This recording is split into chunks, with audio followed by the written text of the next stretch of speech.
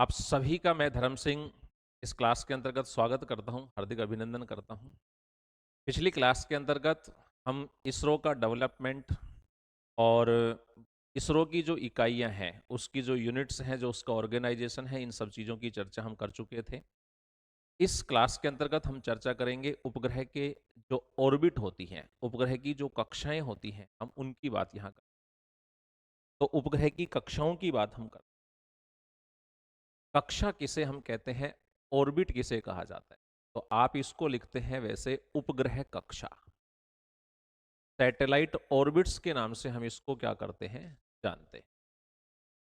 इसे कहते हैं सैटेलाइट ऑर्बिट्स, उपग्रह कक्षाएं। सैटेलाइट ऑर्बिट कहते हैं।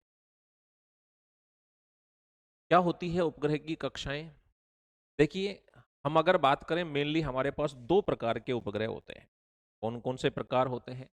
एक उपग्रह जो होते हैं वो हम बोलते हैं कृत्रिम उपग्रह, यानी कि मानव निर्मित।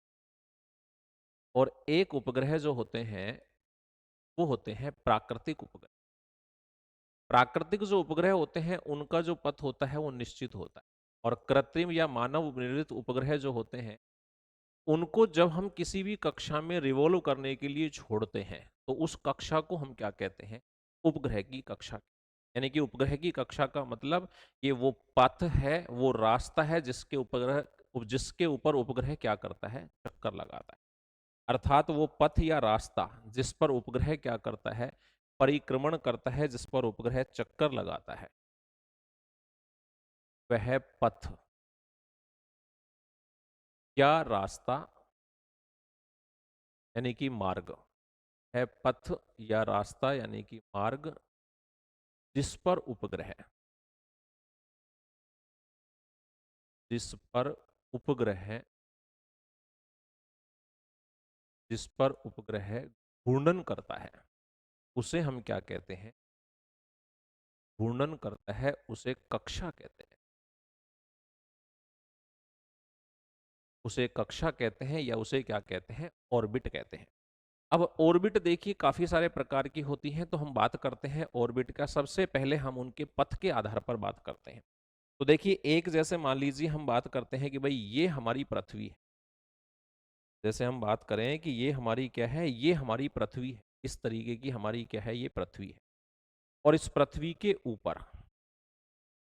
के ऊपर ये जो रेखा मैं बना रहा हूं, इस रेखा को हम बोलते हैं भूमध्य रेखा या विषुवत रेखा। ये जो रेखा है, इस रेखा को हम बोलते हैं भूमध्य रेखा या विषुवत रेखा। अब कोई उपग्रह हमने छोड़ा और वो उपग्रह जो है वो इस विषुवत रेखा के ऊपर क्या कर रहा है, घूर्णन कर रहा है। वो उपग्रह क्या कर रहा है, इस विषुवत रेखा के ऊपर क्या कर रहा है, इसके ऊपर घूर्णन कर रहा है। तो इस तरीके की जो कक्षा होती है उन कक्षाओं को हम क्या कहते हैं, भूमध्य रेखीय कक्षा, इक्विटोरियल ऑर्बिट बोलते हैं। तो इस कक्षा को हम क्या नाम देते हैं, इस कक्षा को हम नाम देते हैं भूमध्य रेखीय। इसे कहते हैं भूमध्य रेखीय कक्षा या इक्विटोरियल ऑर्बिट। इक्वेटोरियल ऑर्बिट्स के नाम से हम इसको क्या करते हैं, जानते हैं। एक देखिए हमारी पृथ्वी होती है और उस पृथ्वी के ऊपर हम लेते हैं कि भाई ये हमारी क्या है, पृथ्वी है। एक और मैं बना रहा हूं इसी तरीके से, ये हमारी पृथ्वी है और ये हमारी पृथ्वी के हैं दो पोल।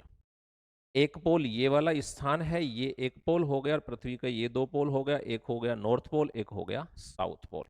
और अब कोई उपग्रह अगर मान लेते हैं कि इस पथ के ऊपर गति कर रहा है, इस तरीके से अगर कोई उपग्रह गति कर रहा है, यानी कि ध्रुवीय अक्ष के क्या कर रहा है, समांतर अगर इस तरीके से गति कर रहा है, तो इस कक्षा को हम क्या कहते हैं, तो इस कक्षा को नाम दिया जाता है पोलर ऑर्बिट। इस कक्षा को हम क्या नाम देते हैं, इस कक्षा को बोलते हैं पोलर ऑर्बिट। इसे कहा जाता है ध्रुवीय कक्षा।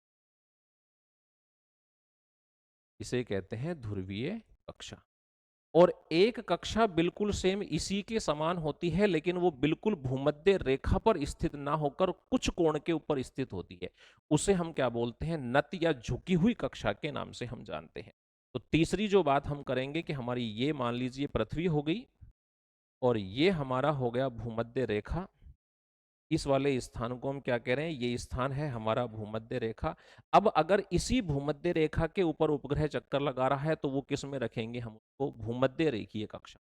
लेकिन अगर मैं कहूं कोई उपग्रह जो है वो इस तरीके से घूर्णन कर रहा है, कुछ झुके हुए तल के ऊपर अगर कोई उपग्रह इस तरीके से घूर्णन कर रहा है, तो इस कक्षा को हम क्या नाम देते हैं, इस कक्षा को कहा जाता है नत, या फिर इसे आप कह सकते हो झुकी हुई कक्षा।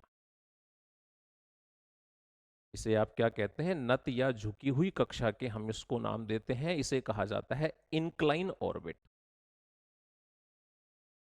क्या कहते हैं इसको, इंक्लाइन ऑर्बिट के नाम से हम जानते हैं। अब हम बात करते हैं कक्षाओं की ऊंचाई के आधार पर। अगर ऊंचाई के आधार पर हम कक्षाओं की बात करें तो वो देखिए, तो हमारे पास जो कक्षाएं होती हैं उनको हम एक डायग्राम से समझने का प्रयास करते हैं कि भाई ये जो है ये हमारी पृथ्वी है। ये क्या है, हमारी पृथ्वी। और इस पृथ्वी से कुछ ऊंचाई पर या पृथ्वी की सतह से ऊपर हम उपग्रहों को क्या करते हैं, स्थापित।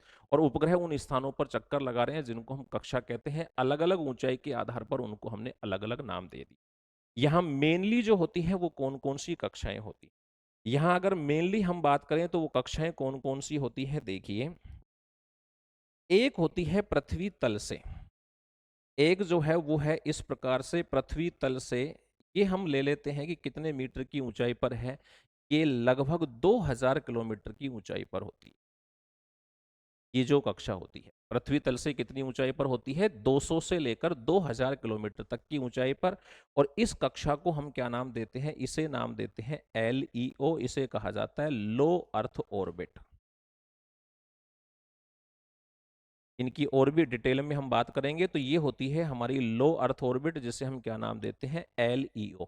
200 से लेकर 2000 किलोमीटर तक की ऊंचाई की जो कक्षा होती है उसे हम क्या कहते हैं, LEO। इसके पश्चात सेकंड जो कक्षा आती है उस कक्षा को हम लेते हैं कि वो कक्षा जो है वो हमारी इस प्रकार से होती है। सेकंड जो कक्षा है उसको हम लेते हैं और वो कक्षा है इस प्रकार से, ये इस ऊंचाई पर उपस्थित होती। और इस कक्षा को हम क्या नाम देते हैं, इस कक्षा को नाम दिया जाता है ME। इसे कहा जाता है मिडिल अर्थ ऑर्बिट। क्या कहते हैं इसको, मिडिल अर्थ ऑर्बिट के नाम से हम इसको जानते हैं, यानी कि इसे कहा जाता है मध्य भू कक्षा, middle earth orbit. Middle earth orbit. और इसकी ऊंचाई क्या होती है, इसकी ऊंचाई होती है 2000 से लेकर 20200 तक। 2000 किलोमीटर से लेकर कहां तक होती है, ये 20200 किलोमीटर की ऊंचाई तक जो कक्षा पाई जाती है उसे हम क्या नाम देते हैं, ME। और एक कक्षा जो हमारी होती है वो कक्षा होती है, उसको भी हम इस तरीके से साइन करते हैं कि वो कक्षा जो होती है वो हमारी इस प्रकार से कक्षा होती है। और ये कक्षा कहाँ होती है, ये कक्षा होती है पृथ्वी सतह से। यानी कि ये 20200 यहाँ आ चुका है, तो अब हम कहाँ लिखेंगे, 20200 से 20200 से कहाँ तक होती है, ये 36,000 किलोमीटर की ऊंचाई तक जो कक्षा पाई जाती है उस कक्षा को हम किस नाम से जानते हैं। इन कक्षाओं को हम कहते हैं GEO, या फिर इन्हें कहा जाता है GSO। दोनों में डिफरेंस होता है, हम दोनों की बात करें। और इससे ऊपर की कक्षा एक होती है जिसे नाम देते हैं HE। HEO क्या है, HEO है 36,000 किलोमीटर। 36,000 किलोमीटर से ऊपर की कक्षा, 36,000 किलोमीटर से ऊपर की जो कक्षा है उसको हम क्या नाम देते हैं, HEO, हाई अर्थ ऑर्बिट के नाम से इसको क्या करते हैं, जानते हैं। और ये कहाँ होती है, इसके ऊपर जो कक्षा पाई जाती है वो कहलाती है हमारी HE। इनके अंतर्गत क्या क्या बात होती है, किसी उपग्रह को किस उपग्रह को छोड़ सकते हैं, कोई उपग्रह यहाँ स्थित होगा तो वो कितने समय के अंतर्गत चक्कर लगाएगा, यानी कि उसका आवर्तकाल क्या होता है, एक दिन में वो कितने चक्कर लगा सकता है, इन सब चीजों की हम बात करते हैं। तो अब हम बात करते हैं, नीचे से चलते हैं हम। तो सबसे पहले हम जिस कक्षा को लेते हैं वो होती है हमारी LE, लो अर्थ ऑर्बिट। सबसे पहले जो कक्षा हम ले रहे हैं वो कौन सी है हमारी, वो है LEO, जिसको हम क्या कहते हैं, लो अर्थ ऑर्बिट। इसे कहते हैं लो अर्थ ऑर्बिट। निम्न भू कक्षा के नाम से इसको जाना जाता है, निम्न भू कक्षा कहते हैं। हमसे पूछ सकता है कि भाई इसकी ऊंचाई क्या होती है, तो हम बात करते हैं इसकी ऊंचाई होती है, इसकी ऊंचाई होती है 200 से लेकर 200 से लेकर 200 किलोमीटर से लेकर 2000 किलोमीटर तक ये क्या होती है, ऊंचाई। और ये सतह जो हम ले रहे हैं ये कहां से है, ये है पृथ्वी की सतह से। कहां से है ये, पृथ्वी की सतह से। ये कितनी ऊपर होती है, 200 से लेकर 2000 किलोमीटर की ऊंचाई तक ये कक्षा पाई जाती है। इस कक्षा के अंतर्गत जो भी उपग्रह चक्कर लगाएगा, अर्थात उस उपग्रह का हम आवर्तकाल पूछते हैं तो कितना होता है। इस कक्षा में जो उपग्रह स्थित होते हैं वो अपना एक चक्कर कितने समय में पूरे करते हैं, वो कहलाता है आवर्तकाल। और इनका आवर्तकाल कितना होता है, 90 से लेकर 120 मिनट इनका आवर्तकाल होता है। यानी कि आप कह सकते हो कि ये उपग्रह जो है वो एक दिन में कितने चक्कर लगाएंगे। तो इस हिसाब से अगर हम निकालते हैं तो लगभग 15 से 16 चक्कर जो है वो प्रतिदिन लगाते हैं। एक दिन में कितने चक्कर लगाएंगे वो, 15 से 16 चक्कर पर डे। एक दिन में वो इतने चक्कर लगाते हैं, 15 से 16 चक्कर जो है वो पर डे लगाते हैं। ऐसे जो उपग्रह होते हैं, इन उपग्रहों को अगर हम पृथ्वी के किसी एक निश्चित बिंदु से देखना चाहें तो ये मैक्सिमम हमें कितनी देर तक, 20 मिनट तक हमें केवल स्थिर दिखाई देंगे। इस स्थान से पृथ्वी के किसी निश्चित बिंदु से अगर इनको देखा जाए तो हम इन्हें 20 मिनट तक ही क्या कर सकते हैं, स्थिर देख सकते हैं। इस कक्षा में उपस्थित उपग्रह, इस कक्षा में उपस्थित उपग्रह, इस कक्षा में उपस्थित उपग्रह को पृथ्वी के किसी निश्चित स्थान से, पृथ्वी के किसी निश्चित स्थान से अधिकतम, पृथ्वी के किसी निश्चित स्थान से अधिकतम, स्थान से अधिकतम कितने समय तक, 20 मिनट तक, अधिकतम 20 मिनट तक स्थिर देखा जा सकता है। 20 मिनट तक स्थिर देखा जा सकता, ये होता है हमारा एक, देखा जा सकता। अब इसमें हम कौन से उपग्रहों को हम छोड़ते हैं, तो इसी के अंतर्गत हम बात करें कि उपग्रह कौन से छोड़े जाते हैं।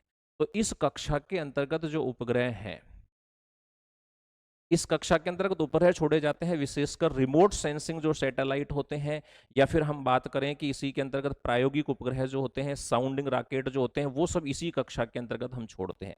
लेकिन आजकल इस कक्षा का उपयोग नेविगेशन और कम्युनिकेशन सैटेलाइटों में भी इसका किया जा रहा है। तो इसमें मुख्य रूप से किसको छोड़ते हैं, मुख्य रूप से इसमें छोड़े जाते हैं रिमोट सेंसिंग सैटेलाइट।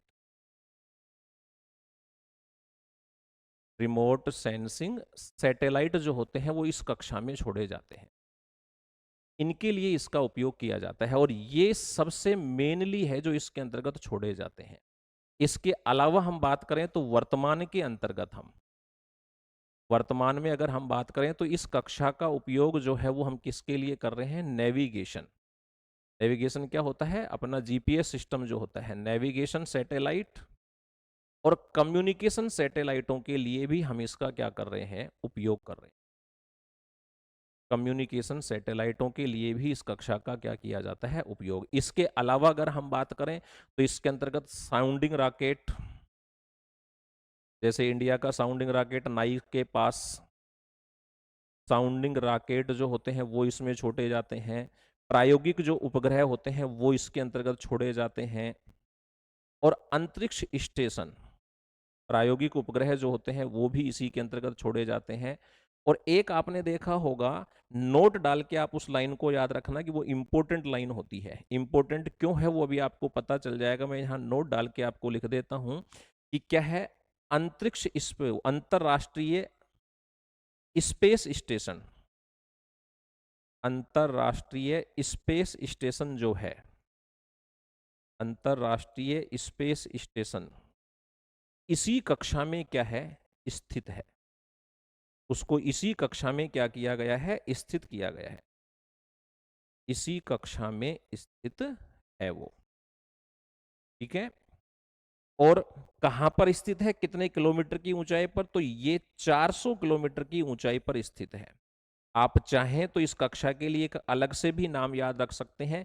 इस कक्षा को हम क्या नाम देते हैं, 400 किलोमीटर की जो कक्षा जिसके अंतर्गत अंतरिक्ष स्पेस, वो अंतरराष्ट्रीय स्पेस स्टेशन स्थित है, उस कक्षा को हम क्या नाम देते हैं, इसे NEO, नियर अर्थ ऑर्बिट भी हम इसको कहते हैं।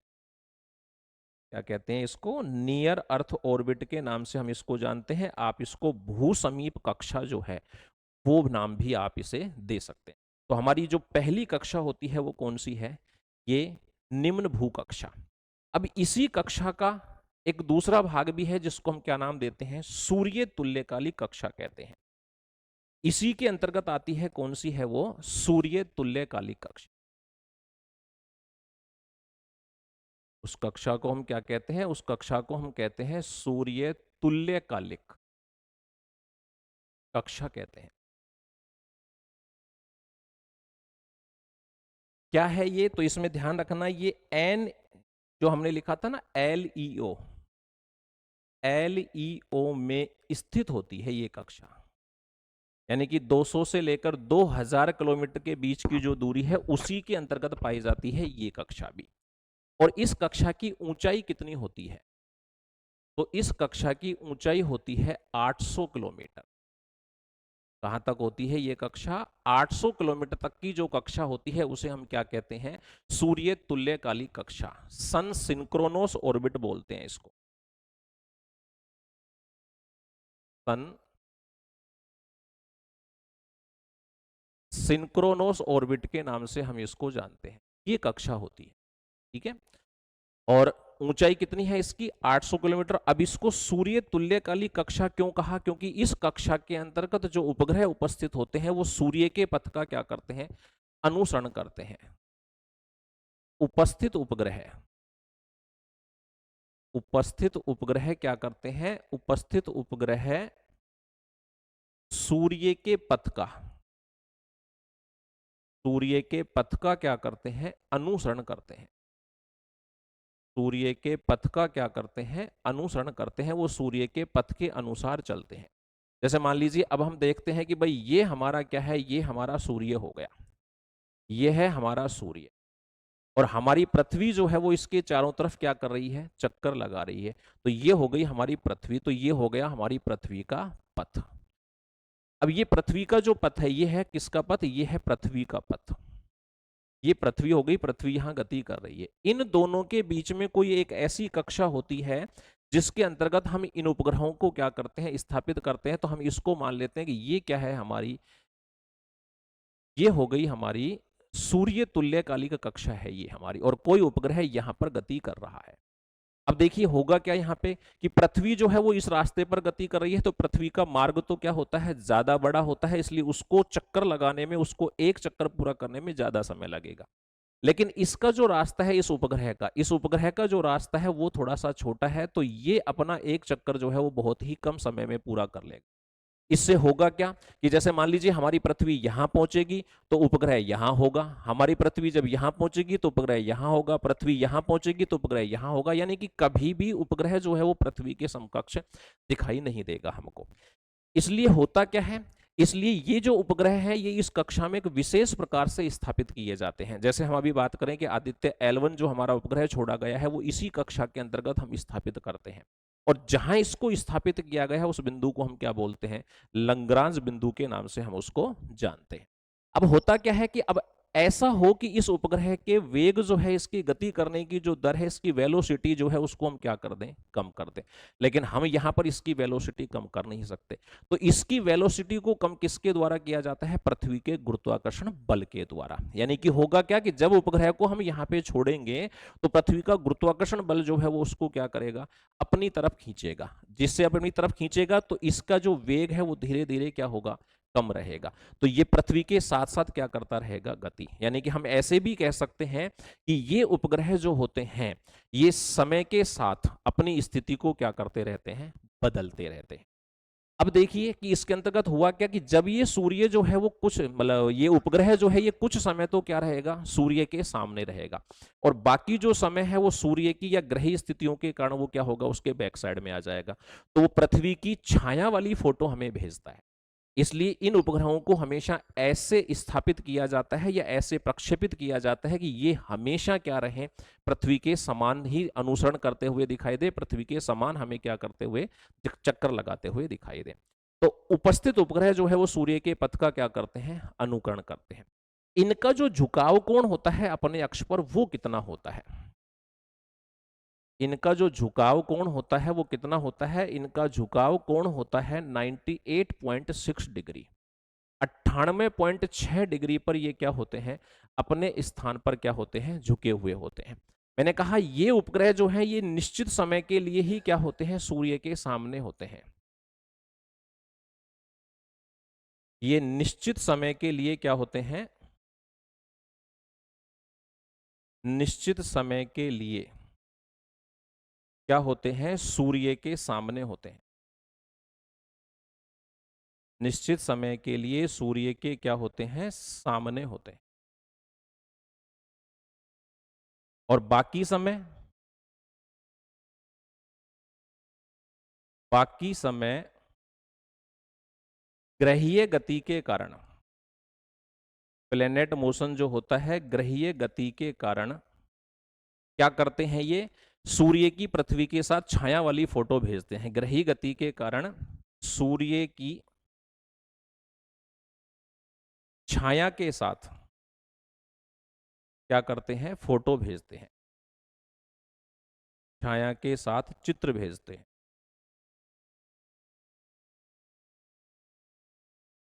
ठीक है, इसलिए हम क्या करते हैं, इसलिए इन उपग्रहों को एक विशेष प्रकार से क्या किया जाता है, प्रक्षेपित किया जाता है। इन उपग्रहों को विशेष प्रकार से, इन उपग्रहों को विशेष प्रकार से क्या करते हैं, विशेष प्रकार से प्रक्षेपित किया जाता है, विशेष प्रकार से प्रक्षेपित किया जाता है, ताकि ये प्रक्षेपित किया जाता है जिससे ये लगातार, जिससे लगातार क्या रहते हैं, जिससे लगातार ये क्या रहते हैं, सूर्य के सामने दिखाई देते हैं या सूर्य के सामने ही रहते हैं, लगातार सूर्य के अनुसार चक्कर लगाते रहते हैं, सूर्य के अनुसार अपनी स्थिति को बदलते रहते हैं, सूर्य के अनुसार अपनी स्थिति को क्या करते रहते हैं, ये बदलते रहते हैं।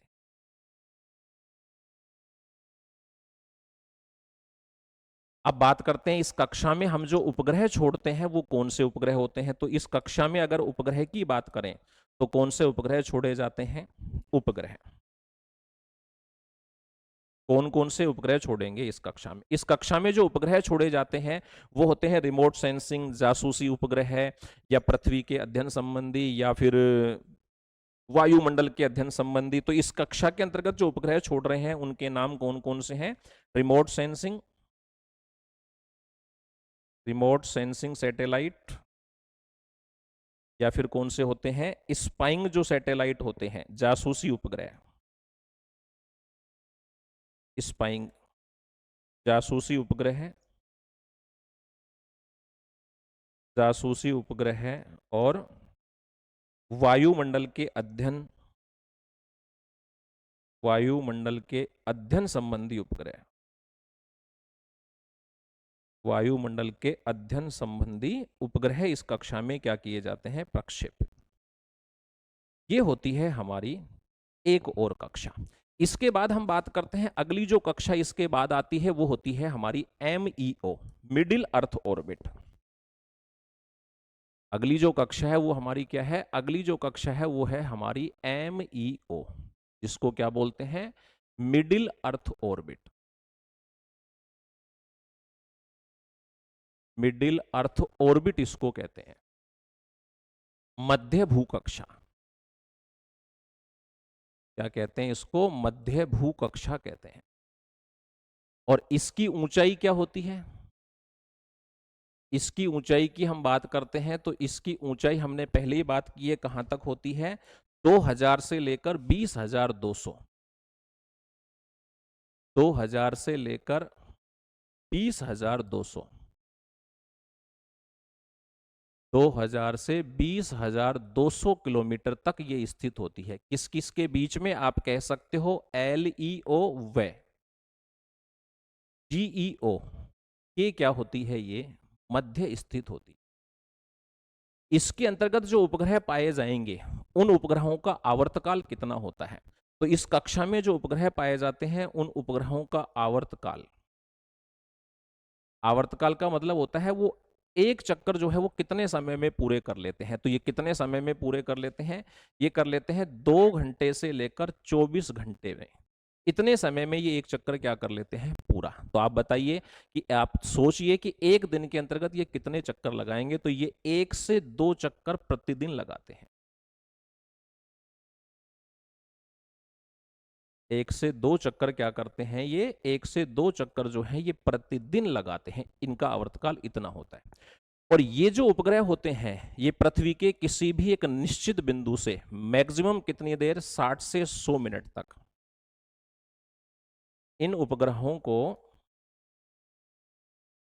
उपग्रहों को पृथ्वी के किसी निश्चित बिंदु से, पृथ्वी के किसी निश्चित बिंदु से कितनी देर तक? निश्चित बिंदु से 60 से 100 मिनट तक, 60 से 100 मिनट तक देखा जा सकता है। 60 से 100 मिनट तक देखा जा सकता है। ये उपग्रह होते हैं। ये कक्षा जो हमारी होती है वो कौन सी होती है? वो होती है MEO। अब इस कक्षा के अंतर्गत हम कौन से उपग्रहों को स्थापित करते हैं? तो इस कक्षा में जो उपग्रह आते हैं, सैटेलाइट जो इस कक्षा में स्थापित करेंगे वो कौन से सैटेलाइट होते हैं? वो होते हैं नेविगेशन सैटेलाइट मेनली। कौन से हैं? Navigation satellite. नेविगेशन सैटेलाइट जो होते हैं वो इस कक्षा में क्या होते हैं? मेनली स्थापित होते हैं। मुख्य रूप से इन्हीं को इस कक्षा में स्थापित किया जाता है। इसके अलावा अगर हम बात करें तो इस कक्षा का उपयोग हम कहां कहां कर सकते हैं? संचार में भी कर सकते हैं। अन्य जो उपग्रह हैं उनमें किसका उपयोग कर सकते हैं? इसका संचार में। संचार उपग्रहों में भी इस कक्षा का हम क्या कर सकते हैं? उपयोग कर सकते हैं। अब हमारी जो कक्षा आती है वो कौन कौन सी होती है? अब हमारी जो कक्षा होती है वो होती है GEO, या फिर जिसको हम क्या नाम देते हैं? GSO के नाम से भी हम इनको जानते हैं। तो अगली कक्षा की बात करते हैं। इनका दोनों का तुलनात्मक हम बात करते हैं। ठीक है, तो यहां पे मैं लिख देता हूं GEO। एक कक्षा जो है वो कौन सी है? GEO। और एक कक्षा जिसकी हम बात करते हैं वो दूसरी जो कक्षा होती है वो कौन सी होती है? GSO। इस कक्षा का पूरा नाम क्या होता है? इसको बोलते हैं जियो स्टेशनरी अर्थ ऑर्बिट। इसको बोलते हैं जियो स्टेशनरी, जियो स्टेशनरी अर्थ ऑर्बिट कहते हैं इसको। और इस कक्षा को क्या कहते हैं? इस कक्षा को कहा जाता है जियो सिंक्रोनस ऑर्बिट।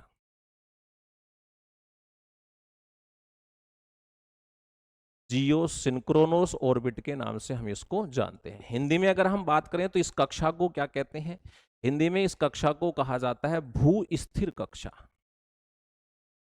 क्या कहते हैं इसको? भू स्थिर कक्षा कहते हैं। और अगर इस कक्षा की बात करें तो हिंदी में इसे हम क्या कहते हैं? भूतुल्यकालिक कक्षा। क्या कहते हैं इसको? भूतुल्यकालिक कक्षा। दोनों की ऊंचाई की हम बात करते हैं तो इनकी ऊंचाई कहां होती है? तो इनकी ऊंचाई होती है 20,200 से लेकर और लगभग 36,000 किलोमीटर की ऊंचाई तक। कहां से होती है ऊंचाई? बहुत ही सिंपल सी है, दोनों में बस एक छोटा सा डिफरेंस है जो मैं आपको बताऊंगा अभी। ऊंचाई कितनी होती है इसकी? 20,200 से 20,200 किलोमीटर से लेकर कहाँ तक होती है? 36,000 किलोमीटर की ऊंचाई तक होती है। लेकिन मुख्य रूप से कितनी का उपयोग करते हैं? 35,786 किलोमीटर जो है इसी का उपयोग किया जाता है। तो ये ध्यान रखना यहाँ पे।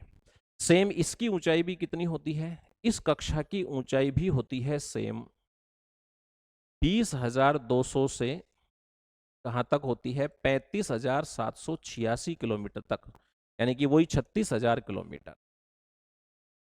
36,000 किलोमीटर तक होती है। और मुख्य रूप से कितनी का उपयोग करते हैं? मुख्य रूप से उपयोग होता है 35,786।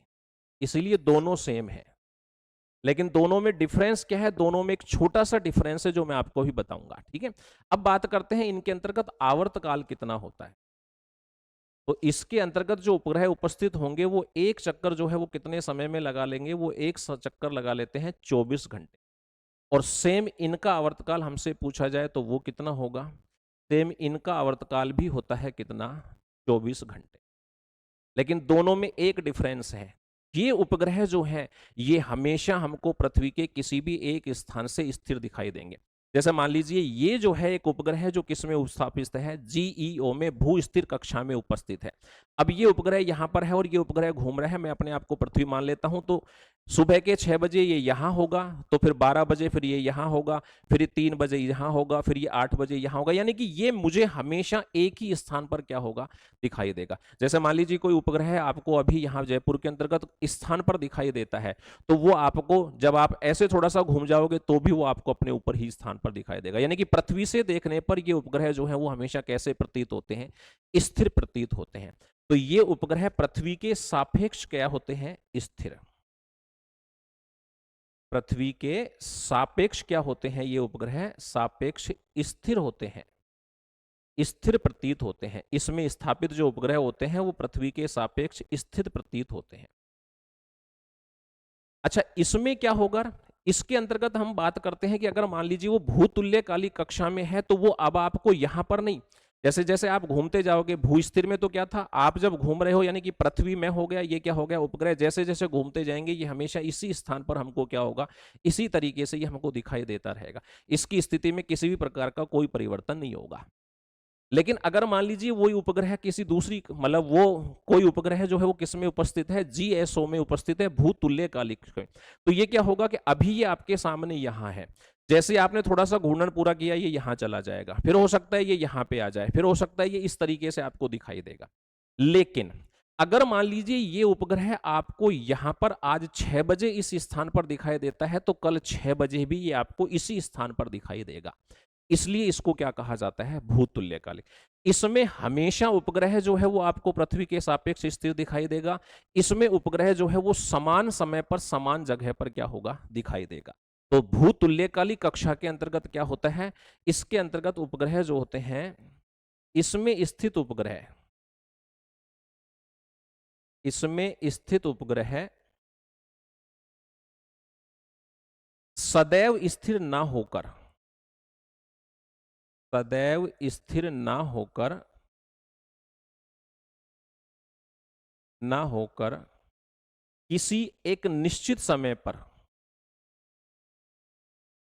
किसी एक निश्चित समय पर, निश्चित जगह, निश्चित समय पर, निश्चित स्थान पर दिखाई देता है।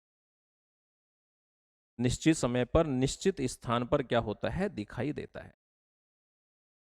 ऐसे उपग्रहों को हम क्या कहते, या ऐसी कक्षा को हम क्या कहते हैं? भूतुल्यकालिक। स्थान पर दिखाई देता है वो कक्षा क्या कहलाएगी? भूतुल्यकालिक। और जिसमें हमेशा एक ही स्थान पर आपको स्थिर प्रतीत हो वो क्या कहलाएगा?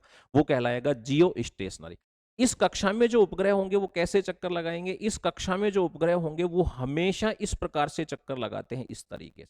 जबकि इस कक्षा में जो उपग्रह होंगे वो कैसे चक्कर लगाएंगे? वो थोड़ा सा किसी कोण के ऊपर, वो थोड़ा सा किसी कोण के ऊपर, यानी कि नत या झुकी हुई कक्षा में वो क्या करते हैं? चक्कर करते हैं। तो वो उपग्रह जो है वो हमेशा ऐसे दिखाई देंगे। तो समान समय पर समान स्थान पर क्या होंगे? वो दिखाई देते हैं। अब उपग्रह कौन कौन से छोड़ते हैं? इसमें जो उपग्रह छोड़े जाते हैं वो कौन कौन से हैं?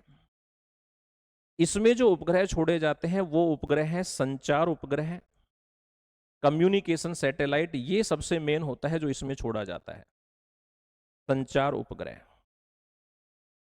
इसके अलावा हम बात करें तो पृथ्वी अवलोकन उपग्रह, अर्थ ऑब्जर्वेशन, पृथ्वी अवलोकन उपग्रह जो है वो इस कक्षा में छोड़े जाते हैं। पृथ्वी अवलोकन उपग्रह, कम्युनिकेशन सैटेलाइट, पृथ्वी अवलोकन उपग्रह यानी कि अर्थ ऑब्जर्वेशन सैटेलाइट, और कौन से सैटेलाइट, नेविगेशन सैटेलाइट।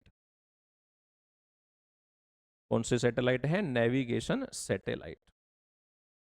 इस कक्षा में कौन से उपग्रह छोड़े जाते हैं, इस कक्षा के अंतर्गत भी हम बात करते हैं, तो इसमें जो उपग्रह छोड़े जाते हैं वो है संचार उपग्रह। इस कक्षा में कौन से उपग्रह हैं, इस कक्षा में छोड़े जाते हैं संचार उपग्रह। तो ये दो कक्षाएं होती हैं जो सेम स्थान पर उपस्थित होती हैं, बस थोड़ा सा दोनों में अंतर दिखाई देता है कि ये पृथ्वी के सापेक्ष हमेशा स्थिर प्रतीत होते हैं। पृथ्वी के सापेक्ष हमेशा, मैं यहां लिख देता हूं कि पृथ्वी के सापेक्ष हमेशा स्थिर रहते हैं, और ये क्या होते हैं, किसी एक निश्चित समय पर एक निश्चित स्थान पर क्या होंगे, दिखाई देंगे।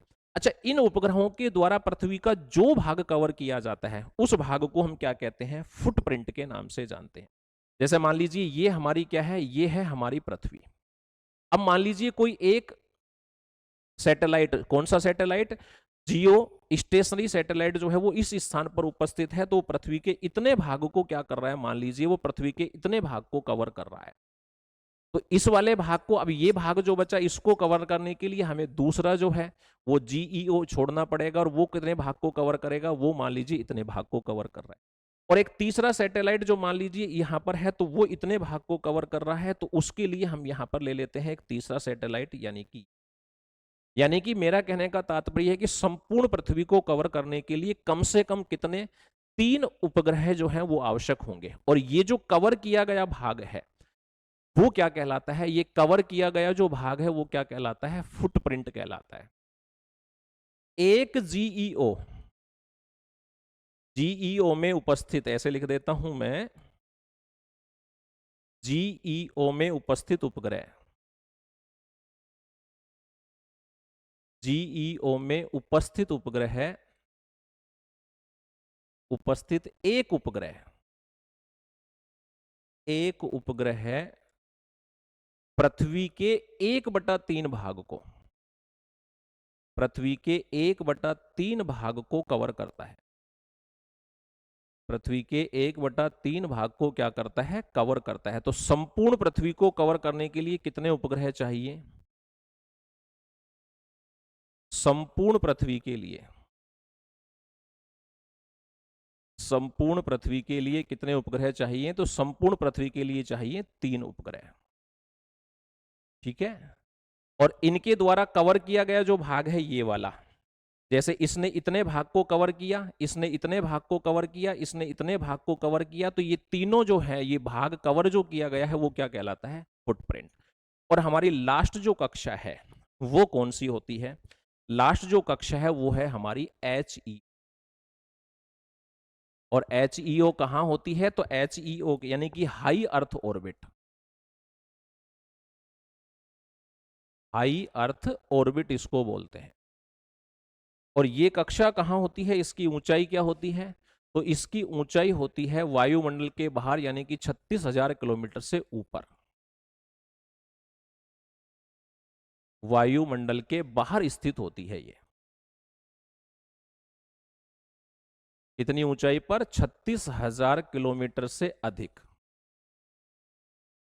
यानी कि हम जितने भी ये इंटरप्लेनेट जो हम उपग्रह छोड़ते हैं वो सब किसके अंतर्गत छोड़े जाते हैं, इस HEO में भी छोड़े जाते हैं। जैसे इसके अंतर्गत हम बात करें एग्जाम्पल के लिए, तो जैसे मंगलयान हमने छोड़ा था वो इसी में गया था, यहां से फिर इसको किसी दूसरी कक्षा में स्थानांतरित कर दिया गया, मंगल ग्रह की मार्स की कक्षा में भेज दिया।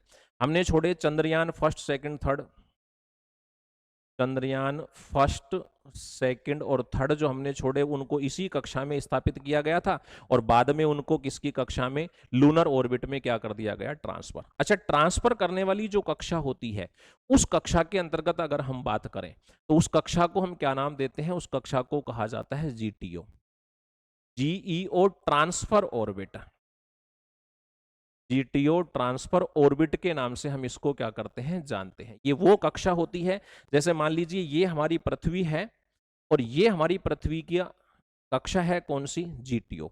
अब किसी उपग्रह को अगर हमें यहां स्थापित करना है या किसी उपग्रह को हमें किसी दूसरे प्लेनेट पे भेजना है, तो हम क्या करते हैं, उसको इस कक्षा के अंतर्गत पृथ्वी की जो एक इस तरीके से एलिप्टिकल जो कक्षा है उसमें स्थापित कर देते हैं और यहां से उसके इंजन को हम थ्रस्ट देते हैं, बूस्ट करते हैं, ताकि वो दूसरी कक्षा में क्या कर जाता है, प्रवेश कर जाता है। तो ये वो कक्षा होती है जो उपग्रह को किसी भी एक से दूसरी कक्षा में ट्रांसफर करने में क्या होती है, उपयोग होती है। तो ये दोस्तों हमारी बात हुई कि उपग्रह की कक्षाओं के बारे में। नेक्स्ट क्लास के अंतर्गत हम बात करेंगे उपग्रह कितने प्रकार के होते हैं। तब तक आप सभी लोगों को धन्यवाद। Wish you all the best. Have a nice day.